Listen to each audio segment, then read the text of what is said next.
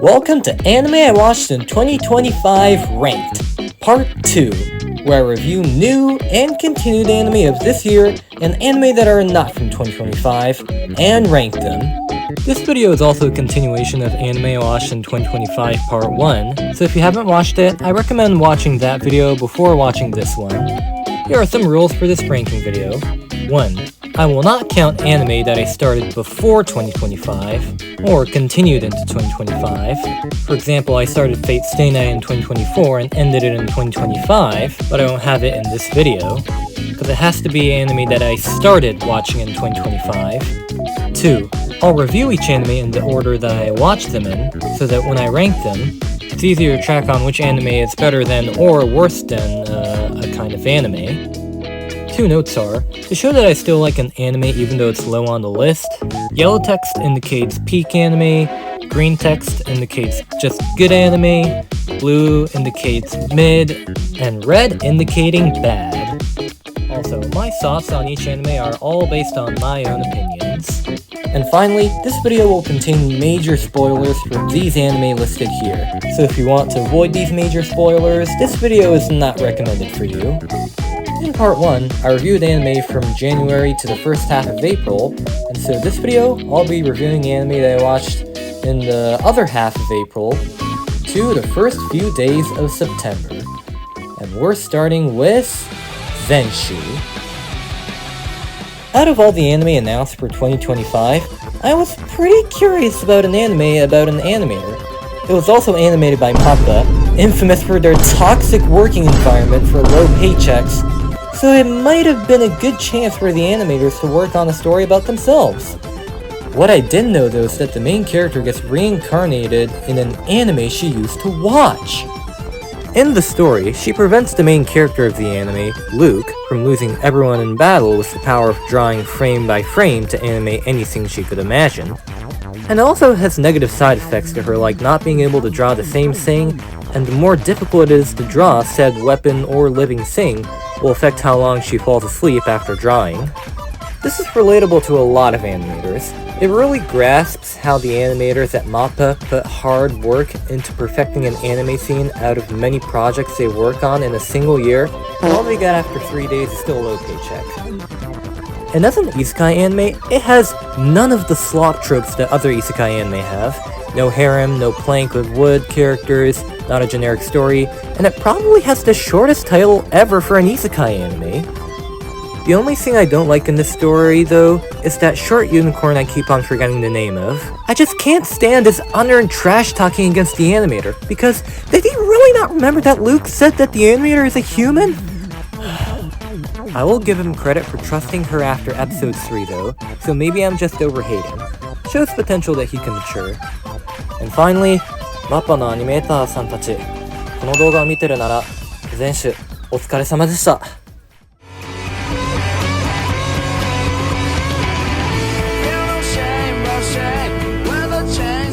Grade 12 Semester 2 was really unfair to me.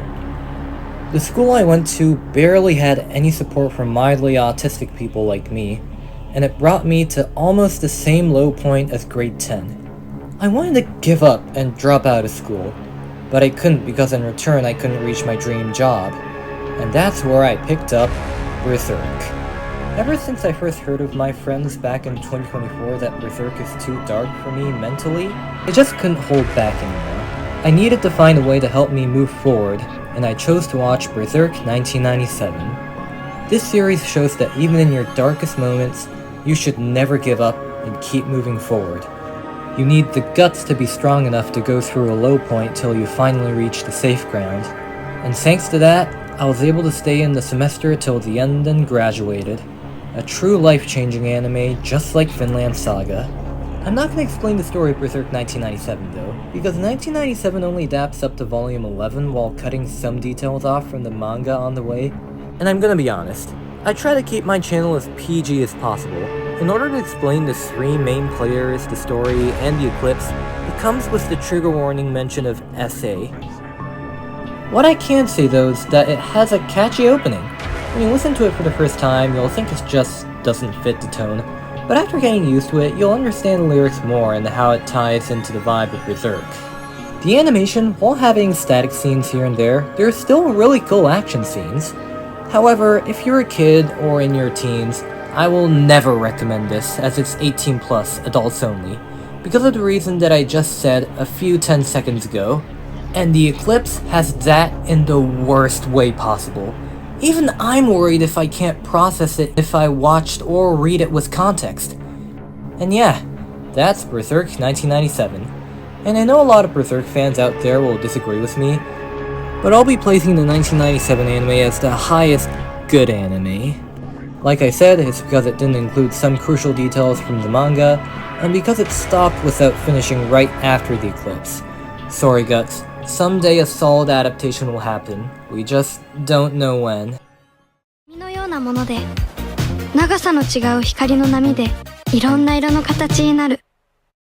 Just like Frieren, Jobless Reincarnation, and stories that are not anime like Rental Family, this movie takes its time to massage the story into the audience. It's just a story about 3 Japanese high schoolers becoming a music band, yet it's so gentle and still feels like a well-written, cozy movie. So if you want a break from anime that are fast-paced or too action-packed or very heavy, Your Colors is my recommendation.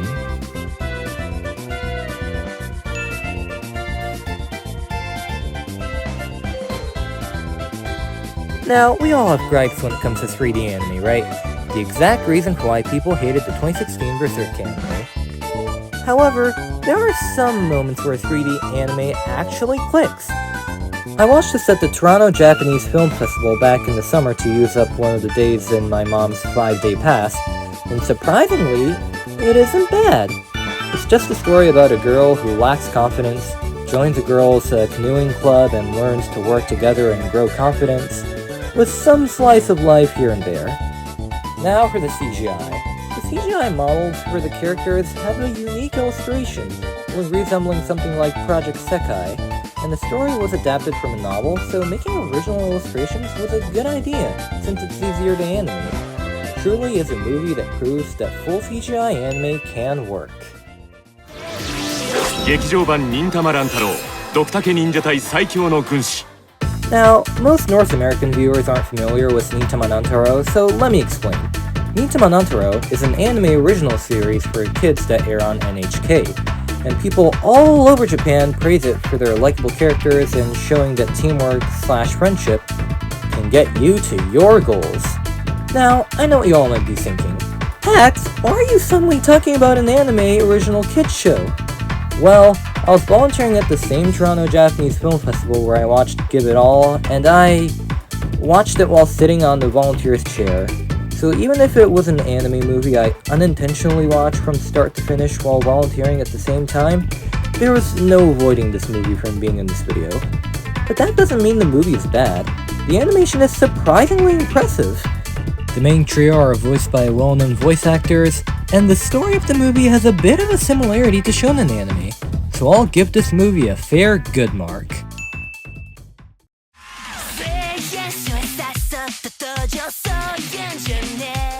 When people get angry, sometimes they'll shove anything off their desk or break something, and when they start watching Gachiakuta, they'll start to feel sorry for the object they forced their anger upon. In Gachiakuta, Rudo is framed for the murder of the only person who cared for him, Regto, and was dropped to the surface for the false accusation. This is a death sentence for people who live in the poor area of a floating island called the Sphere, but Rudo survived. Witnessing the filthy air and rubble of the surface, he was filled with rage and anger to get back up to the floating island and avenge his adoptive father's death. But when he was greeted by Engine, he wanted to first understand why the surface became a mess and gained the power of a giver. From there, he learned that Engine was a cleaner who uses giver powers to slay garbage monsters. So Rudo decided that going back to the floating island is a long road ahead, and joined the cleaner organization, made a lot of friends and allies where everyone accepted and cared for him, and from there, the cleaners train Rudo and start to uncover more mysteries as the story goes on. Now, let's get into character, and I want to talk about two in particular, Rudo and Amo. Rudo was first hated by everyone in the poor village because his unknown biological dad was a murderer. but one nice girl in Recto gave him the love he needed, and the light the world has.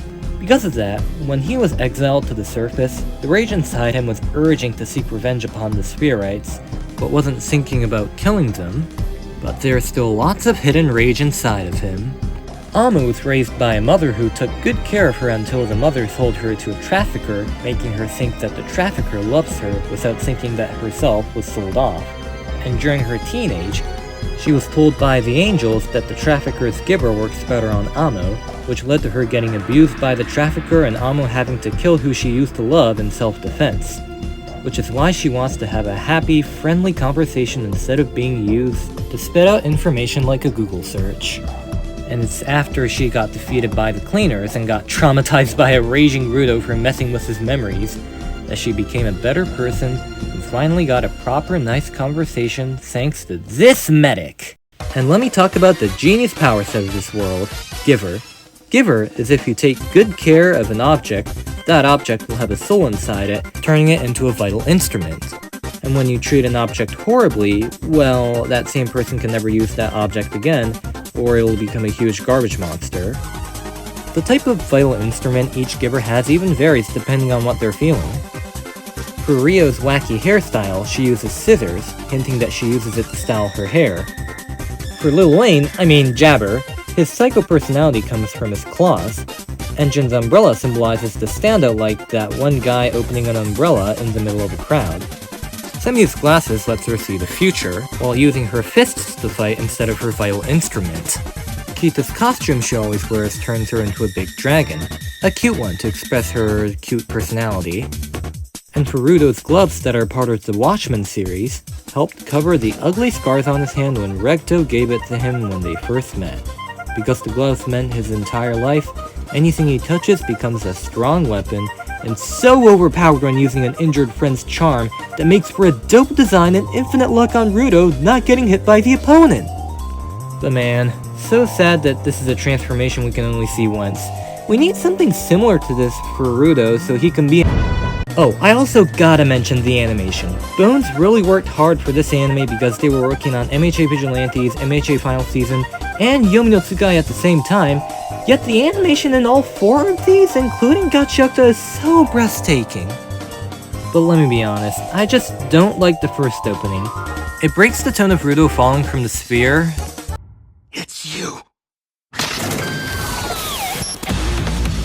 And listening to it in general just feels off from the anime. No offense to Pale Dusk who screamed at the top of his lungs to fit Rudo's personality, but I feel the lyrics just don't match the anime, sorry.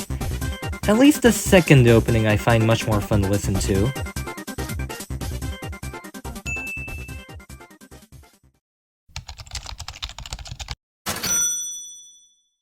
Now that we're in the halfway point of this video, I would like to say something. I apologize if this is rude because I normally don't say this in my channel, but several of my viewers who watch my videos seem to be subscribed, so if you would be kind enough to hit that subscribe button, and the notification button if you want to, that would be very thankful. It just takes a few seconds.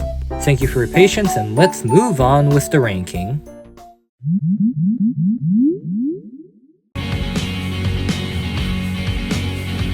When I watched the first episode, I kinda liked this anime. As a fantasy anime, it's not isekai, and the main character, Monika, is a hooded mage who is called, well, Silent Witch. She is so strong that she became an inspiration to a lot of people. She also has social anxiety, which has her disconnected from other mages during her school era, which is why she works alone with a talking cat companion. The kind pacing also fits the anime. Definitely an underrated anime, so I'll play—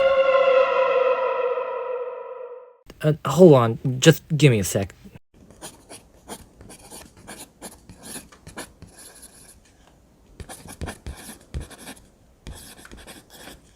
Okay, allow me to continue. The real story kicks off with Monika attending a magic boarding school for elites to protect Prince Felix. Because of her social anxiety, others whisper about her being a country girl, gets misunderstood for being wicked, but this time was given kindness from a classmate and the prince that it gave her confidence that she can have a better school experience than before she became the Silent Witch. Definitely a great concept for a fantasy anime.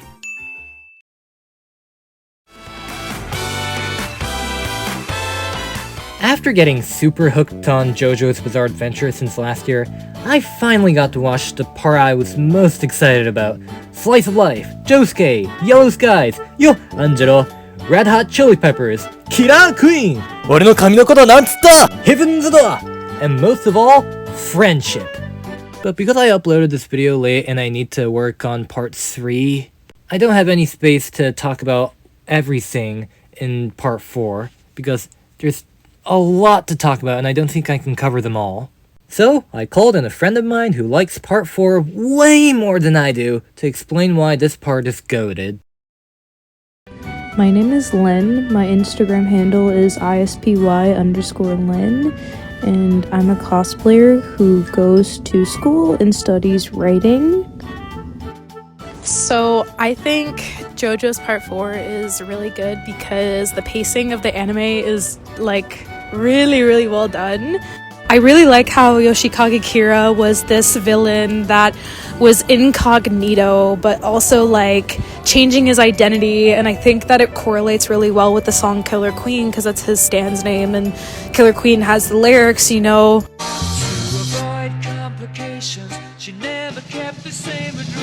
It's describing a man who is changing addresses, and that's literally what Kira did, and I really like how Araki incorporated that.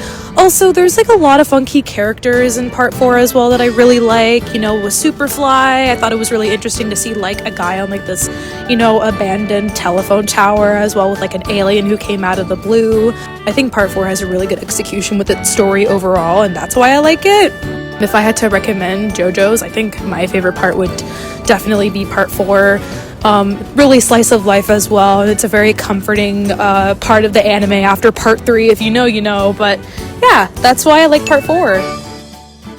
Thank you, Lynn, for being in this video. You're welcome, Pax.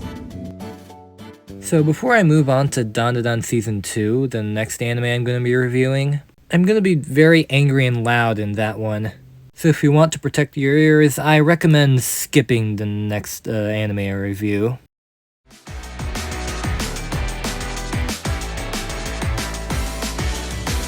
Now, when I binged the first 4 episodes of Season 2, I felt really pessimistic in my heart that the story would retcon Aira's character growth from the 3rd time, because if it did, I would have raged out that I would never watch Dandadan ever again just because Yuki Nobutatsu supports unredeemable, toxic, egotistical bitches, and rage out that Dandadan fans are just as delusional as the MHA fanbase. So after episode 4, I just fixated on Kaiju number 8 season 2, and the summer Hikaru died, which I will talk about later in this video. However, when I flew to Japan in September, during the flight I was editing part of this video, my mom, who was catching up to Dandadan by herself, knew that I detested Aira, so she told me that Aira actually makes a huge character development and stops being a delusional 8th grader. Now, if a different Aira hater heard this, they'd immediately think it's complete BS. But when I watch anime with my mom, she knows that I have a strong sense of justice because of my mild autism and ADD, and any severely unjust scene, whether it be Loli assaulting Orihime, a young Shigaraki getting slapped, or every single time there's unsolved child abuse and aggressive bullying in modern Doraemon, would immediately anger me and give me small stains in my heart every time. So when my mom recommends an anime to me, she warns me that a character will be a jerk in their first appearance beforehand. That's why I didn't fume when Bakugo was still in middle school bullying Izuku, and understood that I wasn't ready to watch Shield Hero. And the episode my mom was watching had Aira, Okarun, and Momo having a small conversation that looked like it had no doubts. When I saw it, I immediately threw away the hate I used to give to Aira, and said that I trusted my mom. Now that my view on Aira has changed, I'm sorry for Aira and her VA, sorry for Yuki Nobutatsu, sorry for the manga readers who were begging for anime watchers to wait for Aira to realize her mistakes without spoiling, and most of all, I feel absolutely guilty for avoiding a cosplay friend of mine on Friday of Toronto Comic Con 2025, just because her friend was cosplaying as Aira. Because the real blame goes to whoever the thought it was a good idea to end season 1 in the middle of a serious story arc! Who is it? I need to know! What? The studio? Successful way of building anticipation? Bullshit! You call putting Aira on hold after episode 11 before her chosen episode 17 only to leave her scene as a trash-hearted 8th grader for fucking 7 months, a successful way to building anticipation? You've got to do better, Senator. You know what? The anime! I'm switching to reading the manga, because Saru, you have no f***ing idea how much we gave Ira death threats that ruined the image of myself and other people who watch Dandadan! F*** yeah!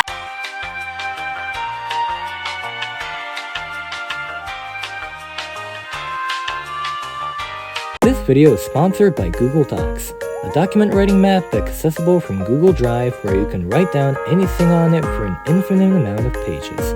I use Docs quite often for script writing for a lot of my videos, including this one, so if you're a content creator and you want to write a script, I recommend using Google Docs.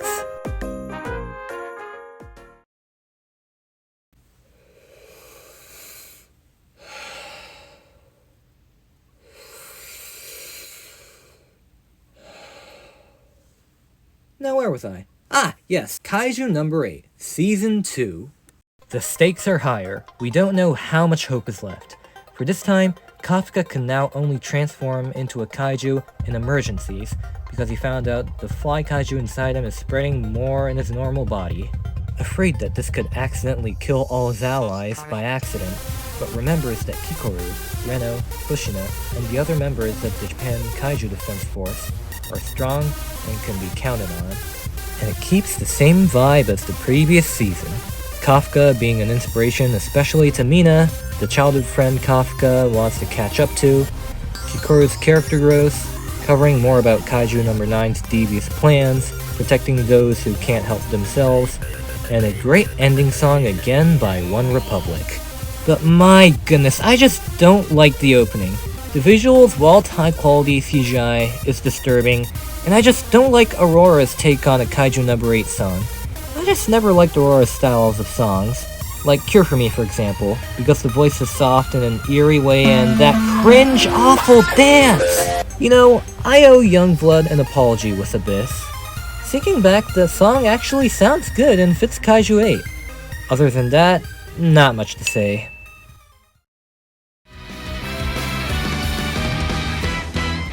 When I first heard of this anime, I had no idea what it was about, and my mom thought it was a Gooner anime based on this life-size cardboard Marin at an animate. But after I befriended a lot of cosplayers here in Toronto, there were a lot of people cosplaying Marin that it made us think, wait a sec, my dress-up darling is about cosplay! So, the first episode, Gojo is a doll's clothing designer inherited from his doll carpenting guardian, but couldn't say to anyone about it because they'll think he's a perv. But after talking to Marin for the first time, he learned that it's okay to love what you're passionate about. Which makes people hooked from episode 1, then episode 2 was 90% fanservice, though Gojo's not a perv and knows that looking at a girl's nude is a nasty thing to do. But episode 3 got me and my mom hooked again. Anyway, that aside, I really love how this anime brings in aspects of buying cosplay materials, making a cosplay, the cosplayer wearing it passionately and going to conventions, which relates to a lot of cosplayers. In real life, my mom mostly makes the cosplays and I am the one who wears it, and I always thank my mom for making them. So as long as you can get through the fan service, you'll understand why a lot of girls like this anime, and it might start you on a cosplay journey.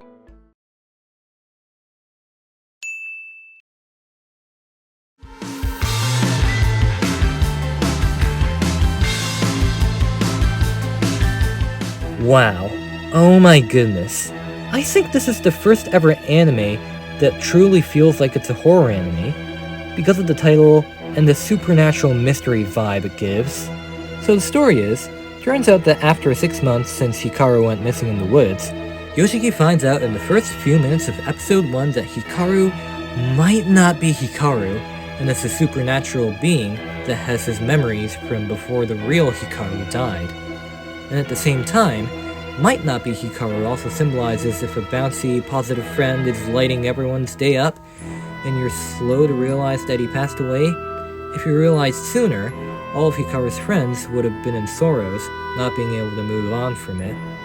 But when time passes, it gives you time to process it and remember that even dead, what Hikaru would have wanted was for his friends to be happy. During the scripting of this video, one of my grandfathers passed away in December, and I did feel sorrow at first, but I also knew that keeping my smile and carving my own paths was what my grandfather would have wanted, which relates well to this anime. I also really love the hinted BL drama in this story between Yoshiki and Might Not Be Hikaru. Seriously, it works better here than it did in the Eternals. Now, about the horror element of the story. Because the world is grounded to a power level where some people can see ghosts and some know sorcery, but no power-ups like Chainsaw Man or JJK that just takes away the tension and thrill in the horror element. This way, each episode feels scarier than ever. It keeps the audience thinking on who the blind ghost hunter is, who's gonna die next, should Yoshiki think that every person he encounters doesn't care for him because they always talk about his family situation from the outside, etc. It even makes horrifying scenes feel like real jump scares. The one in episode 5 was so scary, it frightened me the most that I literally fell off my chair. I think there's also an element in this anime that other people may not have realized. The minuscule details of the suburban side of Japan, especially cashier machines at grocery stores, the ice milk chocolate Yoshiki was drinking, all the characters speaking in a Kansai accent to give the feel of a unique place to live in Japan, making the ghost hunter look like an outsider with his Kanto accent. Or some of the realistic shots of the certain scenes in the ending scene, which includes a JR Central 313 series train symbolizing the peaceful travel in the suburbs of Mie Prefecture. I also mention this because, come on, I miss Japan. The last time I went there, it was in October, and I can't go for more than 2 years because I have college. So, I guess I should talk about one uncovered mystery about the town and the villages surrounding it resembling the shape of a person. The reason being that a few hundred years, a woman wished for her beheaded husband to come back to life, which led to hundreds of people in the village getting decapitated. Like, damn! That's some f***ed up shit! Explains why there's lots of ghosts with long necks, cause decapitation definitely makes lots of horror stories darker. Finally, I really love the opening song by Vondi. It starts with a horror tone, which changes into a mystery tone,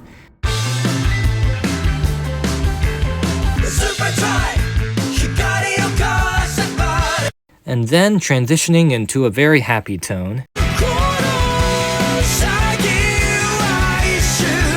expressing that there's hope and love in the story. Man, Vondi just understands how anime songs work. Man, I can't wait for the Summer Hikaru Died Season 2, or probably final season, cause the manga's kinda short. Cause I just really love how unique this anime is. It's definitely peak. Oh dear, now it's only 2 days left till college. Now I don't know if I can make part 3 in time for Friday or Saturday of next week. Oh well. So that was part 2 of anime I watched last year in 2025. And now I've only got 12 anime left to cover in the next video. 1 misunderstood, 1 unforgivable, 1 brand new, 1 unforgettable, and many more. When it comes to most anime content creators who recap on what anime they watched in the year they're in, it's always the new and continued anime. But the thing is, not everyone can watch all of the anime in 2025 for a full recap of that year, whether it be because of scheduling or their taste in anime. And because of that, I think it's okay to watch an anime before the year you're currently in, to express your personal anime watch experience. So recapping what anime you watched in a specific last year, I think the unique idea of also adding in anime you watched that's before the year you're currently in can be a new idea for anime content creators out there. So anyways, thanks for watching. Part 3, aka the final part, will release in either Friday or Saturday of next week, so I'll see you in the next one. Bye bye!